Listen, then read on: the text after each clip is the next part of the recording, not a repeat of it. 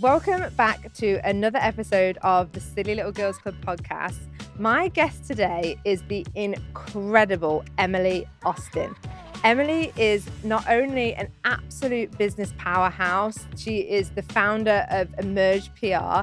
She's also just written a best-selling book called Smarter, which hopefully you've all heard of.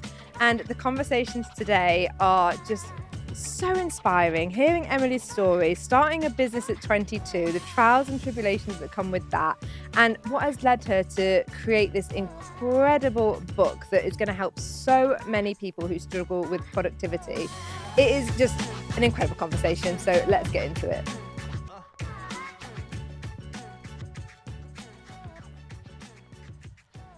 Welcome to the podcast, Emily. This is exciting. I'm excited to be here. Thank you. I literally, when you DM'd me on Instagram and said I like your podcast, I was like, this is crazy, because I'd created this short list of people, like my dream people to be on here, and you were there, and I was like, oh my God, low bar. You were oh, shut up. Not a low bar. No, I'm thrilled. Thank you for having me. No, I think you have such an incredible history and journey, and then writing a book and doing all of these things. And I was like, personally, I like to invite people on that I want to know about and get to know. So that was perfect. Great. So I'm going to really be boring and make you tell me from the beginning, because obviously PR queen, author, how did that all start with did it start with the PR company, or how did that go? So I started the PR company in 2012 when I was 22. So a long time ago. I went to university. I hated university, but didn't really have a good alternative. And back then it was that's sort of what you did.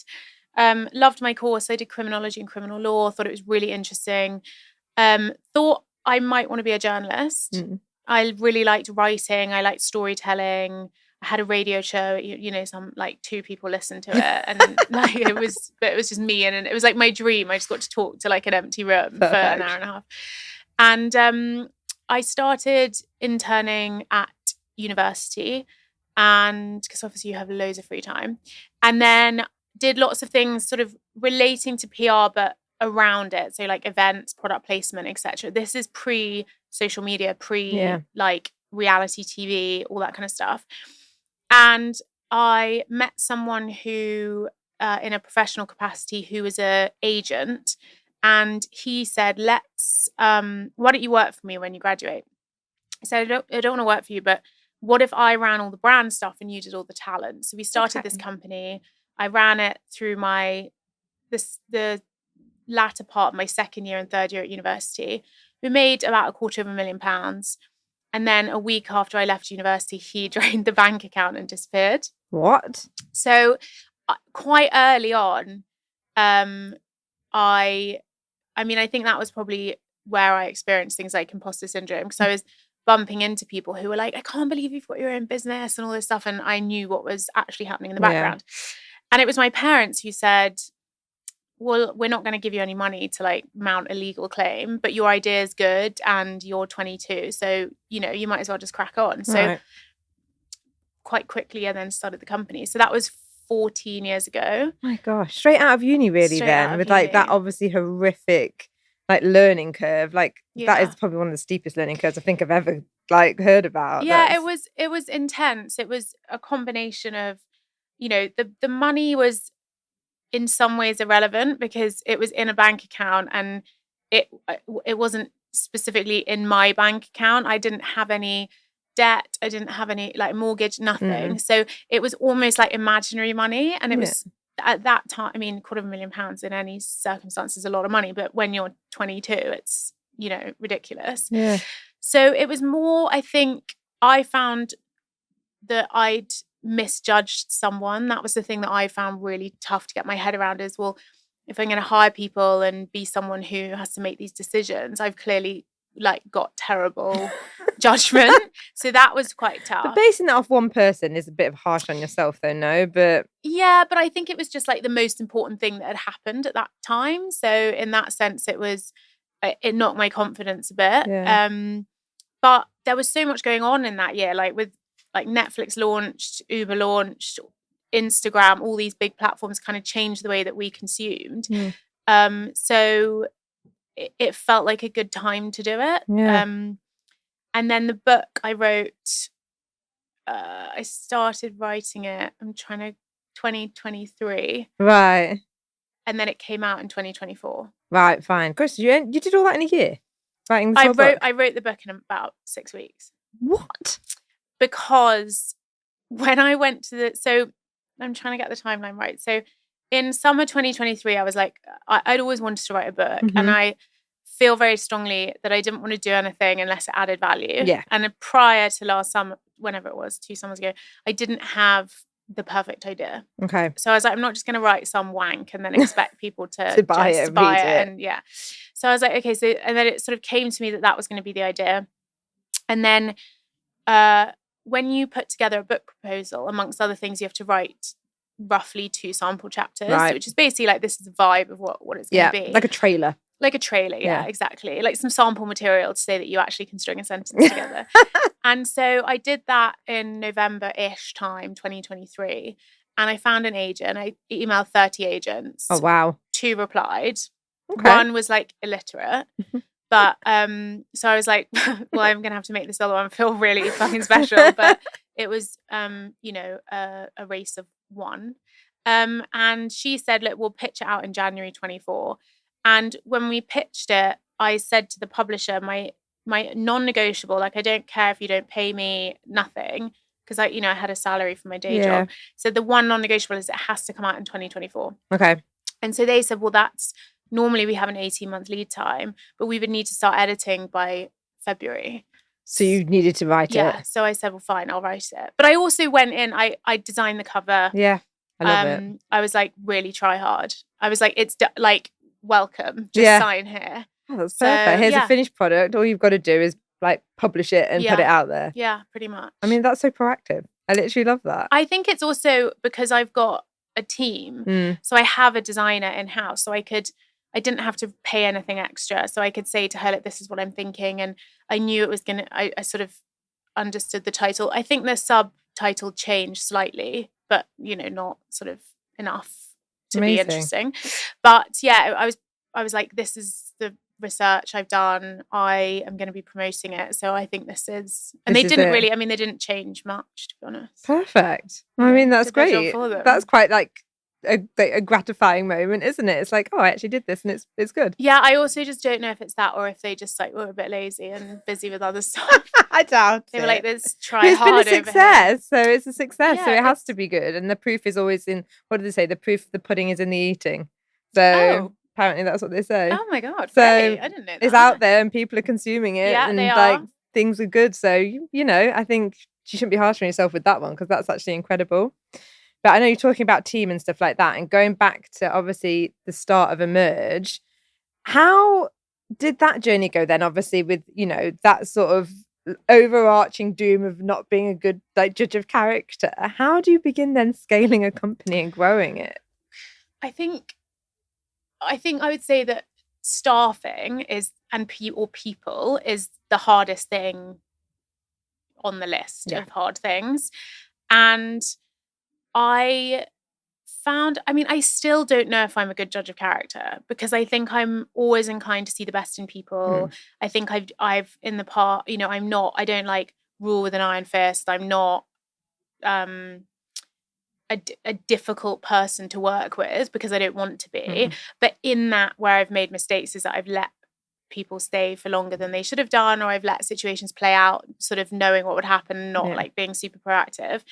At the beginning, I mean, you're so governed by money. So you're like, I can cobble together 20 grand a year for someone. Who is that person going to be? Or is it going to be like 2 interns or whatever? So I think the hardest thing when you start a company is your experience of work ethic is your own. And it's very hard to understand why someone else wouldn't care as much as you. And also, I think just culturally it's evolved. Like when I was interning, no one got paid. Like no one would even really talk to you. No one would teach you. You'd be like, you're the welcome. Dog's body, and you can learn. Yeah. It's just a list of ridiculous things that, are they really enhancing your understanding of the industry? Who knows? But you're sort of in the room and it's exciting. And obviously, no one got any benefits. No one got any like HR, like none of that stuff where you got given like a fucking mood ring and got told. Do you know what I mean? Like you weren't being therapized or anything. So I think it's hard to get your head around like the development of a staff member, particularly when you're younger, because I'd never been through a review process or an appraisal or asked for more money or anything. No, it's quite a unique position for you to go, like, I guess, straight from like, a startup with that guy that obviously was successful if it was generating like profit and stuff. And then, probably recognizing that you didn't want to work for somebody else and jumping straight in at that top position and not having, gone through all of that yourself. I think also at the beginning, I didn't necessarily have a vision of like, now we've got just under 30 people here. I didn't have a vision of like, I want to be a big company or I want to be a medium company or anything. I wanted to create a business where I wanted to work. Yeah. And as long as I could make enough money to match a job I would have somewhere else, that was good enough. Yeah. And it was really, I grew like the slow and boring way. It was like you make a little bit of money every month and you bank it. And then after 9 months or 12 months, you have some money and then you can hire someone and then that person creates more revenue and then you hire another. I mean, it really was that. You've definitely heard of Redken, right? The brand that hairdressers swear by for amazing hair care and styling. Well, I've been a hairdresser for like 20 years now, and trust me, Redken has been a staple in my kit for years. Their products just work. They are powered by science, designed for pros, and there's literally a perfect match for every hair concern, whether your hair is feeling a bit dry, damaged, or it just needs that little bit of extra love. And if you've ever wondered how we get that next level glossy colour in my salons, it's Redken. It's our secret weapon. The shine it gives hair is unreal and it actually leaves it feeling healthier, which is kind of magic. So if you're thinking about a little colour refresh, then ask your stylist about Redken. You won't regret it. Or you can find a salon near you at redken.co.uk. All right, now let's get back to what you're actually here for. Yeah, but that's a sustainable growth. And that is, I think, why businesses do last that don't, expand wildly quickly or do something completely bizarre and then end up in a complete, nightmare situation where you're overexpended. And that is just my idea of a nightmare. Yeah. It's like hell on earth. No, but doing it sustainably is... Well, that's why I work with a lot of fast growth companies and most of them raise money. And money ultimately is just pace. You can just do shit faster if you've got cash. And I always think, God, if I'd been given money, I would have spent it incorrectly.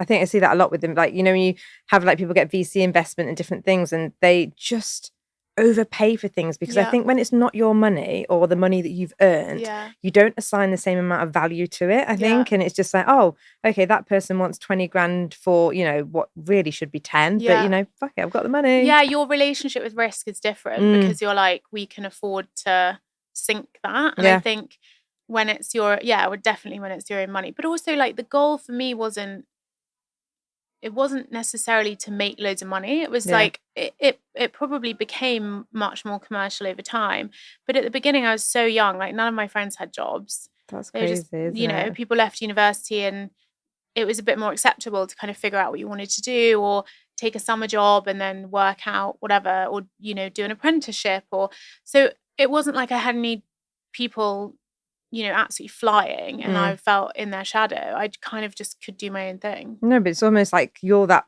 person maybe to them that was flying and trailblazing. That's quite a nice way to think about it, I think. Yeah, I mean, I definitely lost a bunch of friends along the way, I think. Yeah, it just happened though. Yeah. And it's to be honest with you, that's one of the hardest lessons I learned in business is they're not joking when it's lonely at the top. Yeah. When you're that person at the company. And someone told me once, it was you're never who you think you are. You're always who they think you are. Okay, and so people can build this misconception of you quite often.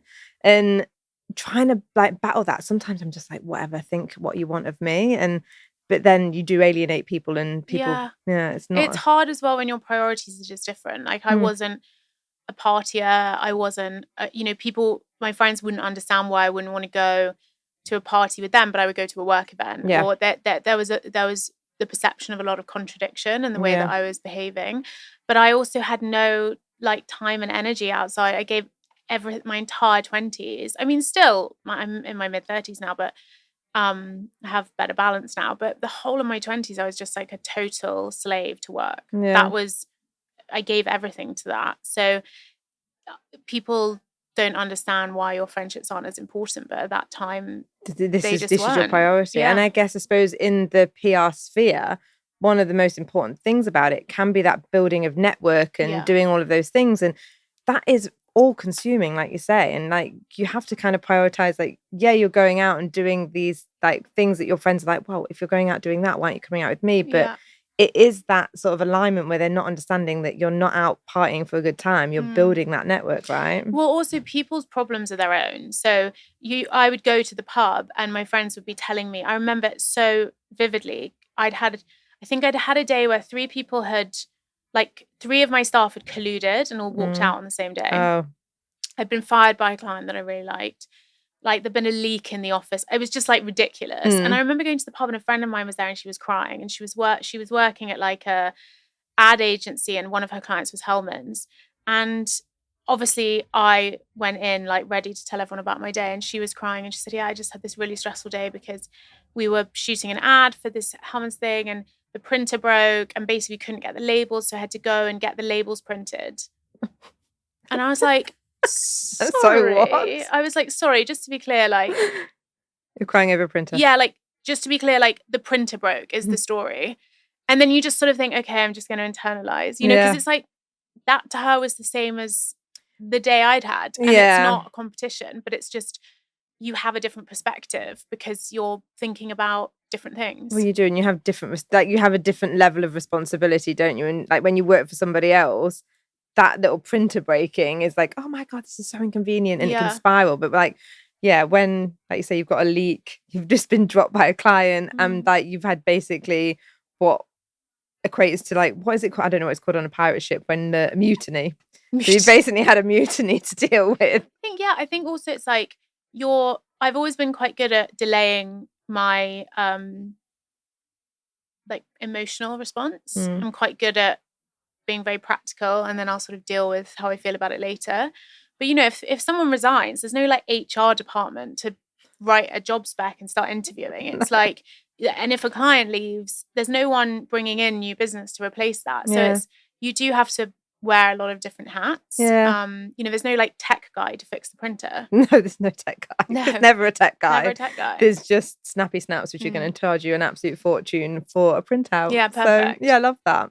So when it comes to like, growing the company, you've got 30 people now. Yeah. Back from those early days where you probably are like me and still wear very many hats, but how did you feel about like delegating things out and finding that path, where by identifying that maybe I'm not a good like recruiter how did you sort of feel about delegating? And I think one of my skills is I am hyper self-aware. So I'm very clear about what I'm good at and what I'm not good at. The reality of whether I actually had other people who could like sub for that, TBC. I think my feelings about delegation are always that people do not have delegation issues, they have trust issues. Yeah. And the reason that you aren't comfortable giving someone a job is because you don't think they're going to do it either in the time frame or to the standard or whatever. And so I do think that and when you're running a company, everything feels urgent. So it's like, I don't really have time for you to like get it right over the course of a few weeks. And when you're starting a company in a competitive space, you don't really have the option to be complacent because you kind of have to be better than everyone else to be competitive. So I found delegation impossible in my 20s, partly because I was hiring a lot of people older than me. Yeah. So I was just like, I am so sorry. Would you mind just doing That's quite a difficult dynamic anyway, isn't it? And it's difficult for them because a lot of the time, I don't know if you found that with like the older people that you bring in, that they kind of don't trust you in a way. Yeah. Like that is so frustrating. They resent you as well, and they're like annoyed about the position they're in. Yeah. So I found that hard. And I think also I probably didn't really know what I was delegating because I was like, what are the things you should give away? I gave away the responsibility of my accounting. I was like, I think it's important to know some stuff about it, but people study for many years. Yeah. You should get a professional.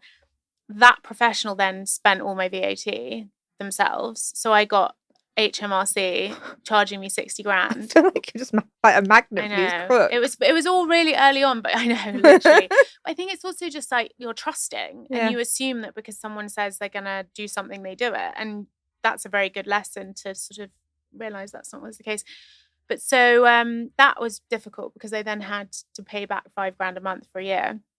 And that was like, I don't even know if I was making 5 grand a month in net at that point. My so in profit gosh. at that point. So that was quite stressful. But so I was always very I was nervous about the financial stuff, but I actually found this great account at that time bookkeeper because I didn't need any like financial acrobatics, and she's still with me, and amazing. she is like a second mum. Yeah. She's like so gentle and so soft, and I was like, actually, I don't want an aggressive 60-year-old accountant man telling me about a topic that I'm really sensitive about. So feel very comfortable delegating to her. I think one of the key things for me in terms of delegating was figuring out or being clear with people about my expectation of what impact they need to have on the task. So I might say to juniors, I just need you to take this 20% of the way. Yeah. Or with my MD, like I want to see it when it's 95% and I'll look at it. Yeah. And also you have to work out what your own tolerance is. Like how many times are you going to redo your document with someone? How many times are you going to, and that's, I think the hardest thing about team is there isn't really a shortcut to investing in people. No, there's never a shortcut. There's never a shortcut. And so I remember meeting someone who was running a successful business who said to me, I don't ever hire anyone that I have to micromanage. Yeah. And I was like, okay, but where are those people? How do you find these people? Yeah, like could I have a direct link yes, to those people? Literally. Can I have word for word the like advertisement you're putting out for these roles, please? Yeah, there's a quote in Reed Hastings' book about how in company culture, the people underperforming will never upskill to the people performing. The people performing will always downskill. Right. So people will be like, hang on a minute, this idiot's not doing like, well, if they don't need to do this, like, it never works the other way. Yeah. So I think it's just with delegation, ultimately you have to be confident in the team that you have, but I also think that you have to be incredibly clear about the instructions you give. And often the reason it doesn't work is because people don't give clear enough instructions. No, I think that's hits an nail on the head, doesn't it, really? And I think, like you say, the fact that you've realised to take the time to set out your expectations for them is like what is all that you can really do at that point. Yeah. I think, and then trust them. Yeah, and have a system for, manage your own expectations about what people can do. But yeah, I think that there's a lot of like outdated kind of delegation chat in business books, and that's not always super practical. I think it's also like the explaining to the team the context of that task within a wider lens. Yeah, letting them understand the vision of the business and where you're going with it and why they're doing that, perhaps. But also it's like I tend to tell people the urgency of the task, because what I found was that if I messaged anyone junior in the business, they would reply instantly being like, yep, I'll do this now. And I'd be like, no, it's not. I don't need it now. Yeah. I need it next Tuesday, so you can do it next week. Yeah. But there's just this, everything feels urgent. So you've got to try and help them work out. And yeah, I suppose that's you can relate to that from flashing back to your 20s where you're running around like a lunatic doing everything. But I also loved the job. I think I was like a senior PR person on a lot of these accounts, and I got a huge amount of joy from that. And part of the reason we had such good clients is because I was good at my job and I was doing that job. Yeah. And then when I started to work less in the business, more on the business, I found that really tough, because of course someone who was 24 wasn't going to be as good as me at 32, having run a company for a decade, working on all these accounts, but they were kind of expected to be. So that's a difficult tension as well. Especially when it's your company and then you've got to like almost in effect replace you from doing that job with somebody else and then trust them to do it to your standard. Yeah. And then you've got to have those tolerances and I suppose check-ins. And people don't care as much. No, I remember, I think it was my dad. He always said to me, like, you'll never find somebody who cares about your business as much as you do. But if you ever do, then you hold on to them. Yeah. But I think I've definitely got people in the business who have professional pride, who really care about their own career. And at this point, that career is in the context of my company. And so they are very loyal. But yeah, I think that there's a control element where you have a standard. And, you know, for me, part of the reason I was successful is because I worked really hard and I was really good at what I did and I studied it and I learned it and I did everything I could do to be as helpful and as professional and as knowledgeable as I could be. And so you kind of know what it takes and you're trying to impart that upon other people. Yeah. But, you know, you have to interact with people for where they're at and what they're doing as opposed to like a projection of your own feelings. Yeah. But then I suppose at the same time, when you're young and you're starting a company, it's a really nice thing to know that perhaps you have a really unique insight into this because you are potentially the client that you're the customer of the clients that they want to reach. Yes. So you can maybe like, I think back to when you said about in 2012 when things were changing and Netflix and all of those things were coming and that sort of landscape for PR was sort of changing at the same time. Everything's coming a little bit more digital, everything's more instant, more accessible. And being in your 20s at that time, you understand that and you can perhaps outpace older companies that aren't as quick to adapt and change. And do you think that played any sort of significance in that initial success of Emerge? I think that, yes. I think that there was a sense that a lot of large, clunky agencies were quite slow to, you know, just not least because of their infrastructure, were quite slow to be able to respond to this stuff. I think the influencer space was like the Wild West for 10 years. It was just like people overspent, and, you know, budgets didn't necessarily get any bigger. People were just having to distribute them between like podcasts and PR and social and whatever. So there was a bit of a fight for that. And I think we saw a lot of agencies becoming, you know, having an events arm or hiring a bunch of 15-year-olds and saying they ran a social media division. And I was always really clear that I wanted to be good at, not like good at one thing, but I didn't want to try and respond to trends and then hire people for that and kind of take my eye off the ball for the core business. I did find quite early on that the entirety of my success would be based on the bravery of the marketing director because I was always the wild card. Yeah. So I was always like, it was like me and two people who clearly I was like trying to train. And it was basically like, can I convince this organization that I will work harder and deliver for less money than the tried and tested options? Yeah. So that was kind of the pitch. And I was lucky that I did manage to meet a couple of people who were probably a bit more open-minded or had experienced big agency PR and not been happy with it. So they were sort of looking for something else. Yeah. And I mean, they were getting great value for money. Yeah, sounds. And there were a lot of good success stories, but it took. There was a sense of understanding the dynamics in that room, and I mean, I still get it now. We had a pitch recently. Oh, actually, no, we had a pitch last January for a big global brand, a brand that if you list the 5 big global brands, it's one of them. Right. And they said to us, "You guys were amazing. But this other agency is just, they've got more people, you know, they're a bit bigger." I said, look, sure, you know, that's where you're at as a business. 6 months later, phone call, it hasn't worked with them because they're too big and they're too slow. And but you know, they had to learn the hard way. Yeah. And it happens all the time. And I say to my team, we never lose. You just delay the time that you win. Yeah. Oh my God. And I think it comes back round. And there's lots of, as you say, it's relationships, and that's not just with press. Yeah. It's with someone who works somewhere and then moves somewhere else, or the number 2 somewhere goes in-house, or someone who used to work for you goes to a brand. And I just think it's an industry that really rewards nurturing relationships really thoughtfully. Definitely. So it's always, I'm always very conscious of that. You've definitely heard of Redken, right? the brand that hairdressers swear by for amazing hair care and styling. Well, I've been a hairdresser for like 20 years now, and trust me, Redken has been a staple in my kit for years.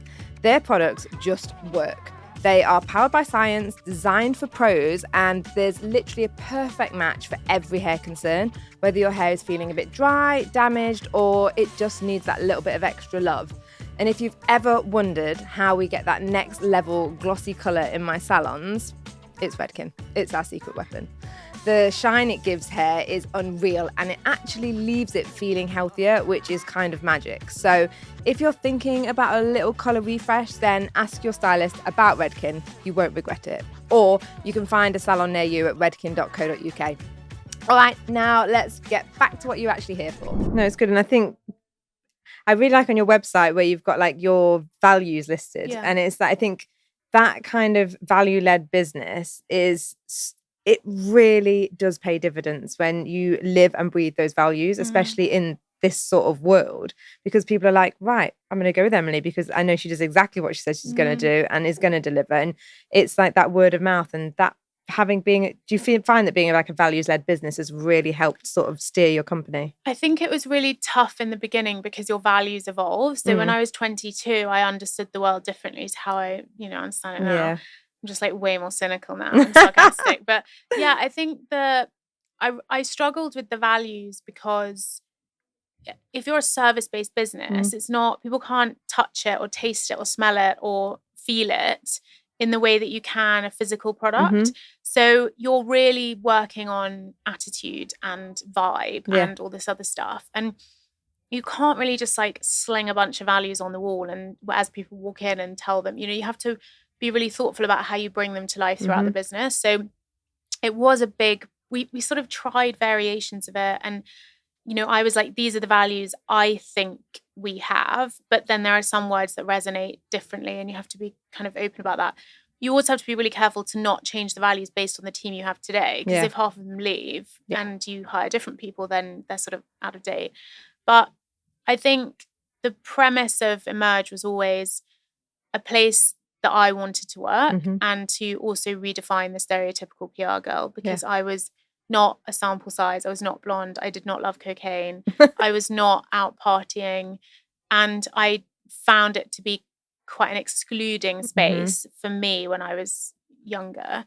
It's different now, but 15 years ago, it was like this sort of ab fab era. Yeah. And also, I think the brands didn't exist, right? So like all these tech startup, high growth, Huel, Surrey, Lick, like Depop, whatever they are, they didn't exist 15 years ago because there wasn't social media. There wasn't this kind of there wasn't VC a tech boom. for them, was there? Yeah. Exactly. So you like the kind of PR framework was like events, restaurants, and then sort of broader celebrity like streaming. Like, I mean, it wasn't really even streaming back then, but like TV and adverts, X Factor. all of the things. Exactly. So it was a different type of industry. But yeah, the value piece is we just embed it now in the business. And there were loads of times where I tried to sort of talk about it and I do some like big Braveheart speech and then everyone would sort of forget about it, because actually people just want to understand, am I going to be happy here? Yeah. Am I going to earn enough money to do the things I want? And can I brag about it a bit to my mates? Yeah. It's sort of the like what it boils down to. So with the value piece, in the reviews, like our original values were fearless, curious, kind. And so in our reviews, people would be judged on, things they'd done that were fearless and things that don't. But you have to work quite hard to make the language part of the structure of the business. Yeah, make it part of the culture. That's amazing. And I suppose like how things do keep evolving, it'd be really like interesting to hear your take on like the whole AI movement. Yeah. Because it's like I was at a talk yesterday at Lancaster House, like really randomly. I did a business course with Goldman Sachs and they had this incredible talk, and we had like Joe Malone was talking, and then they had Emily oh god, I've forgotten her name, Emily Matiz, the lady that interviewed Prince Andrew and stuff like that. Mateless. Yeah, that's it. Sorry, thank you. My god, I'm so illiterate, I can't read her last name, but whatever. You don't need to. She's She's iconic. I think matless, mateless, people say different and you just recognize her like that. I know who you mean. Yeah. But they were part of the conversation around the day was all around business growth and generation AI and things like that, and how it's really skewing the landscape for a lot of businesses, and how everyone's having to work quite hard to integrate it in a way that is still human. And how is that sort of movement affecting your world? So I think people get really excited about these topics. It's like, do you remember when everyone just like made NFTs? Oh my God, yeah. Everyone. And there were PR agencies that were like, you can pay us in Bitcoin. And I was like, no. I mean, it's a lot of lift for like an article on PR Week to make you seem progressive because you're doing a new hiring round. I think there's all like Ariana Grande was doing a concert in the metaverse, and it's like, well, that, didn't work. No. So I think I don't think AI is necessarily like as transient as those things, but I think that people get very excited about the uncertainty of it. So there are industries in which there's concern that it will replace people. Do you remember when everyone was like, robots are going to replace? I mean, it's still, people still think about that, don't they? But it's like, and then when like a supermarket did a self-checkout, everyone's like, see, it's happening. Oh my God, when Amazon Fresh opened, it was like... And I'm like, do you see how many staff they need to fix these fucking machines? Like, they're not going anywhere. But I think with AI, in a business like mine, it's, I think, a brilliant tool. I don't think people know really how to use it. And I don't think there have been... there's not been like a big education for certainly the PR industry. I find it really useful for research. So if I need statistics, if we want to think about who might be a good Middle Eastern face for a global an EMEA ambassadorship for a beauty brand, we can put in certain information that spits out names. Then we can say, have any of them done campaigns with competitor brands in the last 3 years? Yes, it's a huge time-saving tool for you. Yeah, it's like a Google search sort of on crack. So I find it to be good for that. I also have found it to be useful, like even with this, I'll say which celebrities have used the word smarter in interviews in the last 6 months, and it will be like Julia Roberts said she works smarter, not harder, in an interview with Vanity Fair, and so it's for me, it's a time saver. I have encouraged the team to start to interact with it more around press releases and things like that. But, I think in my experience, the more you put in, the better the results. Yeah. I think that there's also really lazy, I mean, like, the beauty industry is the best example, where every fucking brand has like a giant lipstick floating down the Thames. Or like eyelashes on something. Yeah. And I'm like, guys, we've got to stop. Yeah. And it's, to me, I think there are brands who've done it really well. Like, I think Jacquemus uses AI very well. Incredibly. But like, they're the only one. And I feel like everyone is imitating them. Like they are the leader in that kind of thing. And it just gets worse and worse as well. Like, you look at brands, and I just think it's quite unimaginative, and it's probably really more skewed towards like viral content than it is towards kind of clever marketing. Yeah. But so I think that people are using it at the moment in creative industries for more entry level, like marketing or PR lift or social lift. I think there are concerns, we talked about this earlier, I think there are concerns about the sort of censorship, the regulation, where I know there's like a bunch of stuff with Sam Altman going on at the moment about OpenAI, and like how this stuff is regulated and who regulates it, and are we comfortable with the idea that the information that comes through there is accurate. Yeah. I don't think it's going to take anyone's jobs in famous last words in 2025 in February 25 in the industry that I'm in, or I can't see how people that I work with on the brand side would eliminate staff as a consequence of it. Interestingly, some of our clients that are that do bigger events or do set design are using it for design. Yeah. So they will upload certain images and say, we want to create something 3 times the size, which has this, and this, these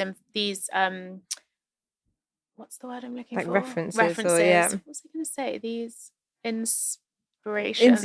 Yeah, because if they're uploading all the stuff that they want, and then would it churn out and it spits out images. But I think, again, you probably need to have quite a lot of design knowledge to be able to instruct it. Yeah. So, I mean, of course, it's a really interesting tool, and there may be industries that are like much more at threat, but I don't see it immediately. I mean, I actually rewrote the first chapter of this in ChatGPT after it came out, because I was just curious. Yeah, what it would do. And it's like, I don't think it made it any better. No. So, it's like, it's okay, but it's not you at that point. But I'm also like, maybe people will write, journalists, and I don't know, you wonder, like, I think at the moment I'd be able to tell if something was written. Yeah, you'd like to think so. By a person, but I don't know. No, sometimes I get stuff and I'm like, oh my God, I actually find it really rude when someone blatantly ChatGPTs me in an email to the point where I'm not going to reply. But do you use all those things where it's like, summarize this email, or like type, do you use I use AI pretty much throughout my entire business, to the point where I've just taken the salon space next, like another building next door here, and we're going to make it an AI salon. So it's going to be everything, every touch point that we can kind of bring in, obviously not cutting hair. Can you give me an example? So examples will be like virtual try-ons in mirrors and things like that. So we can have like suit a bob. Yeah. So things like that, and like getting rid of like, that real old school front of house person that's straight there. Because again, sometimes that can put a barrier to somebody coming in because they feel a little bit like, oh God, I don't want to go in, I'm going to be judged. Right, okay. But you can walk in and you can book, or you can do something on the screen when you come in. So it feels a little bit more welcoming, and then you can be directed around the flow of the salon. And then obviously looking at ways that we can automate systems and like stock management and all these back end things that are draining resources for a business, because you'll be aware, obviously new budget coming in April. It means like, can't wait for that. Can't wait. But you've got to start thinking about what ways can we safeguard in terms of maybe taking headcount from one aspect so I can reinvest it into another and have like more stylists and think we can do so much with it. Do you see those introductions reducing the number of physical people you need in the business? No, but I see them freeing up budget from one place to be reinvesting it into others, and into education space, where it's things like I can have people doing different services that we perhaps couldn't offer because we didn't have the budget to bring it in. Whereas if I can take it from one area and give it to another, I can grow it. Do you use, like, when you go on LinkedIn and you write something and they're like, do you want AI to make this better? Do you use those tools? No, I'd never use those. No. Like, I think from what you were saying, how you were saying, like, you have to feed it to get a good result. You have to know to prompt it. Like, one of my favorite things to do is, like, if somebody emails me, like, and it's blatantly ChatGPT'd, I'm like, can you reply to this email, but make it sound like Snoop Dogg? Right. And it's like boom, boom, boom, boom, boom, and I'm like, there you go. Yeah, take that, because that's like, how silly I see you, and this is how silly you sound. So someone told me the other day, this may be me like not knowing what's going on in the world, but I was quite surprised at this. My friend's husband works for a big like financial services company, and they have a system in the business where you can. So her husband. She was like, yeah, his LinkedIn. I was like, is he going to quit his job? Because his LinkedIn's got like absolutely popping. And he was like, no. Basically, you can go on this portal at work and you can type in, I want to write a post about like diversity in the workplace or equal pay month. Yeah. And the portal will spit back out a post based on your own tone of voice from like your meeting notes and your emails. And then you post it on your LinkedIn. And she was like, I didn't realize he was doing that because it sounded so much like him. That's scary. But the company is investing in encouraging their team to have these personal profiles. So they're using AI to tool them with like time-saving ways to have kind of opinions on LinkedIn, etc. Gosh, that's incredible. Which I thought was really interesting. Yeah. I just we're not doing that. No, you're all too busy. Yeah. But I think it's just really nice to see how everything is evolving. And I think we shouldn't be scared of these changes and what's going on. I think if we can wrap them into what we do to save time and to add value to what we do, why on earth wouldn't you? Yeah, I agree. Like, and also just when you've had a glass of wine, it's so fun to ask it random stuff and make random videos and things. What type of things do you ask? Do you ever ask questions about yourself? No, I don't, because that's just weird. But what I did do the other day is I was like, illustrate me a picture of a hairdresser, what you think a hairdresser is. And it did one. It was like just some like really glamorous woman stood behind the thing. And then I was like, okay, now make it even more hairdressery. So then it was like even more tools and even more makeup and more hair. And then it was like, make it a god level hairdresser. And then it's like all ethereal. And I was just like, is it off on a train. Is it like a cartoon, like a sketch, or is it like a photo? Bit of like, like an AI image. But it was just really fun to do. Yeah, great. I love that. It's how you unwind. Exactly. But anyway, moving on from like the PR thing to Smarter. Yes. So obviously we know that you wrote it in like literally 6 weeks, which I actually can't get over. Like there's so much in this. Like it's actually amazing. Like it's so much depth to it and different, like I feel like whatever problem you're kind of having, it's kind of in there. It's like a very, it's like a diary for me. Yeah. And like interactive elements in there, which I'm here for. Like I feel like, get people involved, get them like sucked into that book. But moving to like, writing this, because how did you shift from like hustle culture to productivity? Because I feel like that's the kind of, this is what it made me think about. It's like, right, actually this hustle culture is not, more is more is not. It's like, I want productivity, not hustle. So a turning point for me was probably COVID as a period of time. And the change for me was I realized that I could be as ambitious, as successful, and hopefully more successful without ruining my life. Yeah.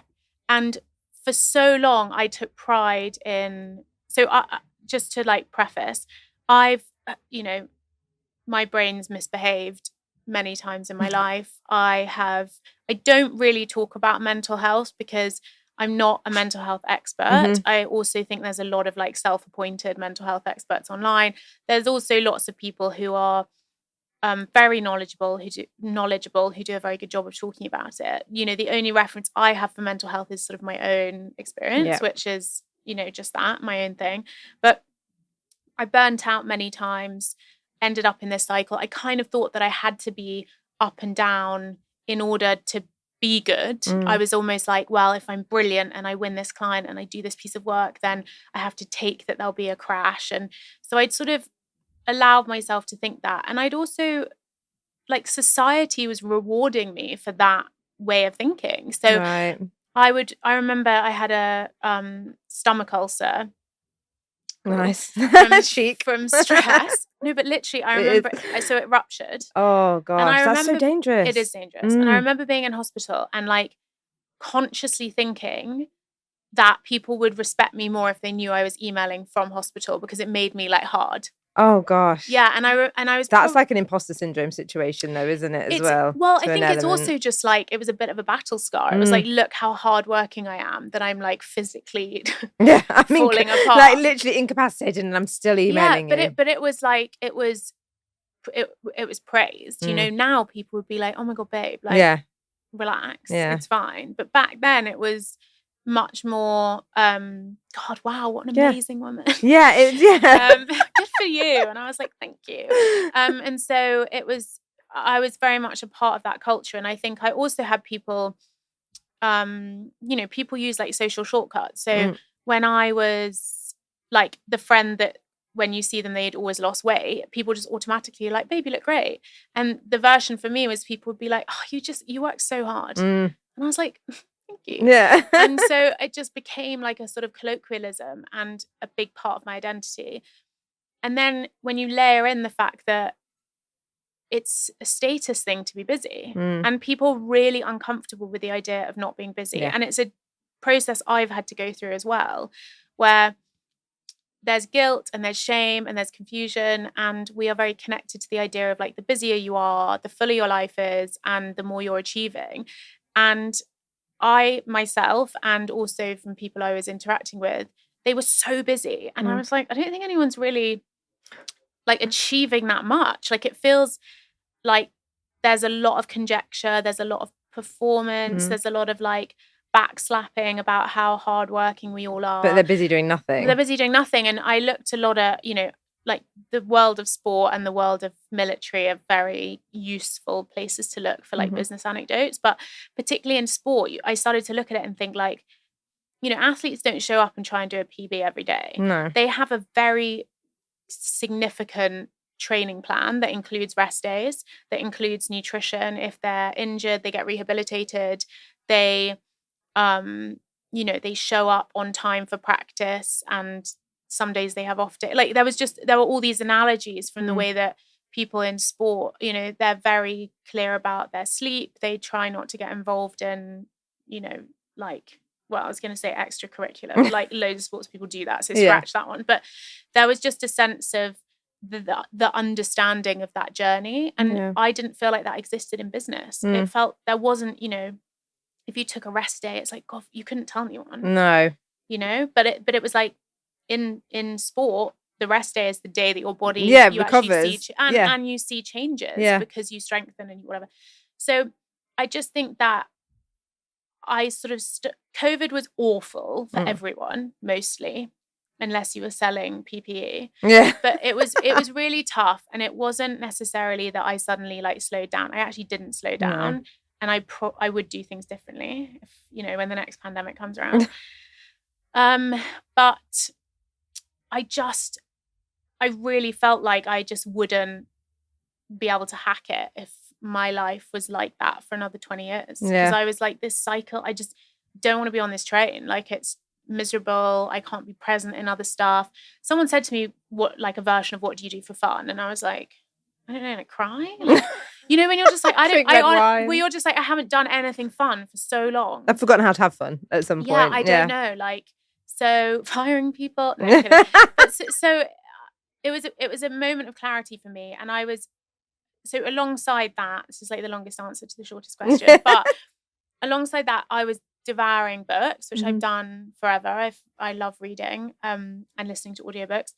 And the books we've all heard of, James Clear, Ben Horowitz, Malcolm Gladwell, Seth Godin.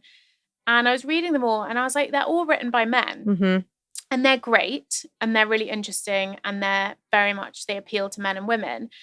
But when you look at the female authors, it's either like, I'm Karen Brady and I started a business before the internet, and like her story's very inspiring, but it's not relevant. It's not relevant, and it's not super practical. Yeah. Or it's like the soft business, like manifest your way or meditate your way to this. And I was like, what? All the people I interact with are super ambitious. Yeah. I mean, men and women, but like, my lived experiences as a woman, and I work with lots of women, so that's, I guess it's probably more appealing, I think, to women.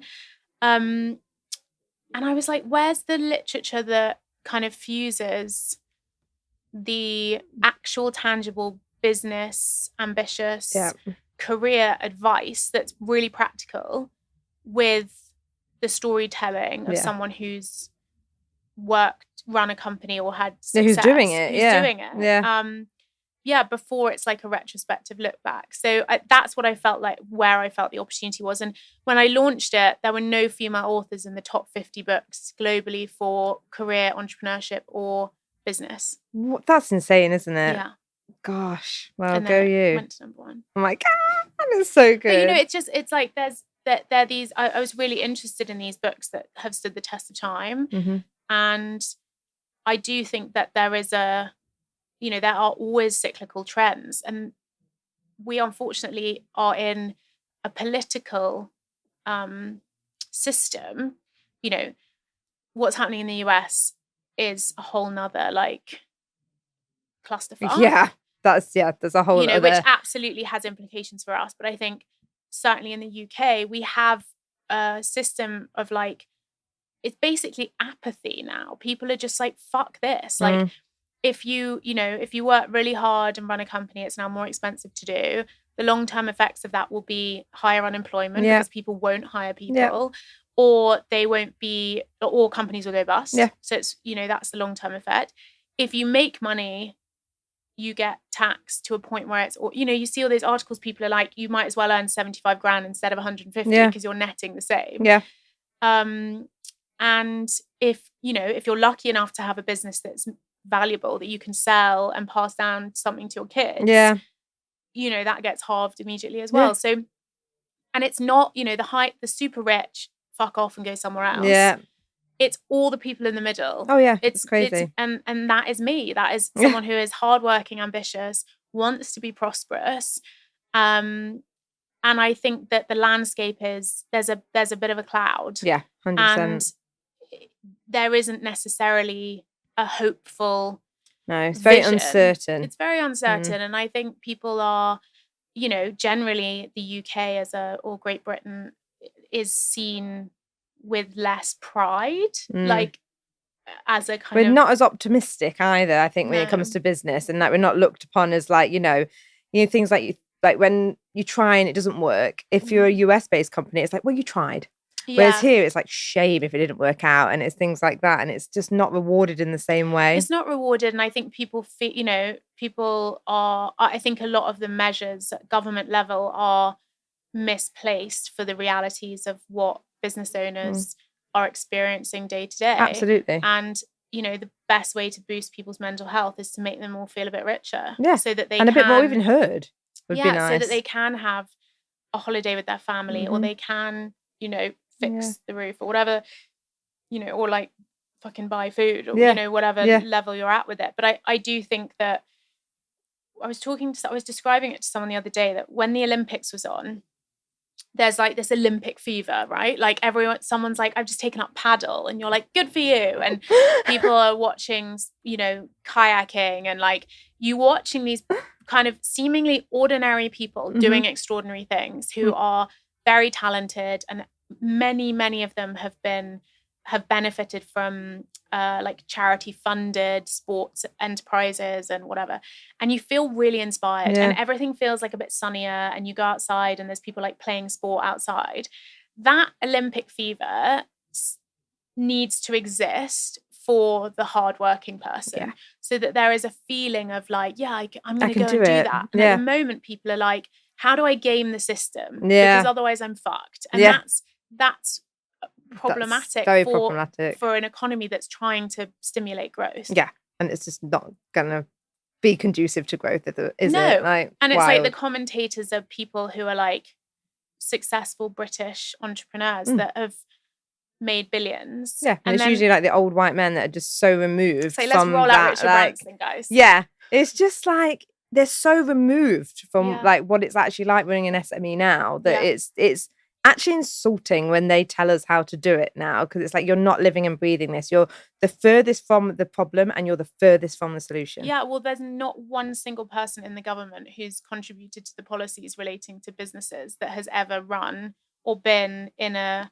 business in a leadership role in a company, which is crazy. Like I learned yesterday that 98% of the business turnover in the UK comes from SMEs.